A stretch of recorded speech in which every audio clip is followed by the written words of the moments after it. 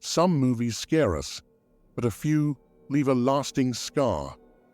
The Exorcist was more than just a horror film.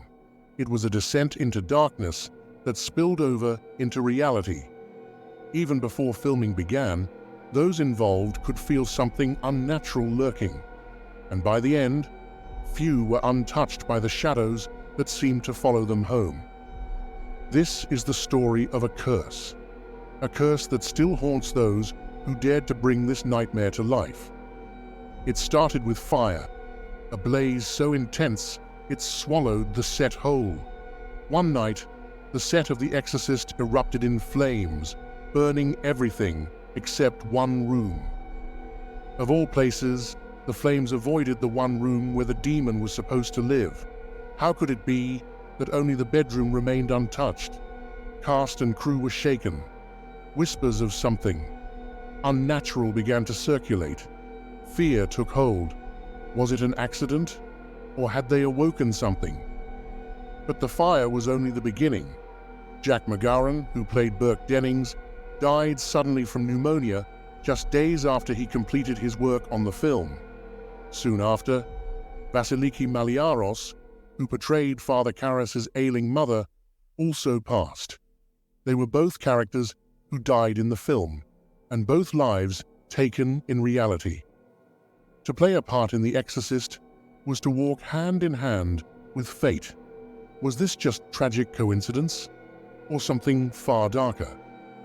Then there was Linda Blair, the young actress at the heart of the horror.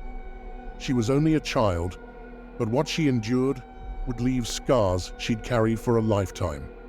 During the infamous bed scene, an equipment malfunction flung her violently across the room. Her scream, echoing in the film, was not of fear, but of real, agonizing pain. But the curse didn't stop with her injuries. Following the film's release, Linda became a target of harassment, even death threats from strangers, some accusing her of inviting evil by playing such a role. In her own words, she felt hunted. Ellen Burstyn, who played Reagan's mother, would also pay a price. In one terrifying scene, she's thrown across the room by her possessed daughter. What the cameras captured was far from staged. That scream was real, a shriek of agony as her back cracked against the floor. She begged for the scene to be shot differently, but the cameras kept rolling. That moment of suffering became forever enshrined in the film, a real injury embedded in this story of horror. Fears were now beginning to consume the set, and rumors of a curse could no longer be ignored. To ease the cast's anxiety, director William Friedkin brought in a priest to bless the set. As he walked the hallways, sprinkling holy water, silence fell. Some found comfort. Others claimed that the blessing only fueled the curse, angering whatever spirit might have been watching. When The Exorcist finally premiered, its grip on the audience was immediate and overwhelming. People reported fainting, vomiting, even collapsing from fear.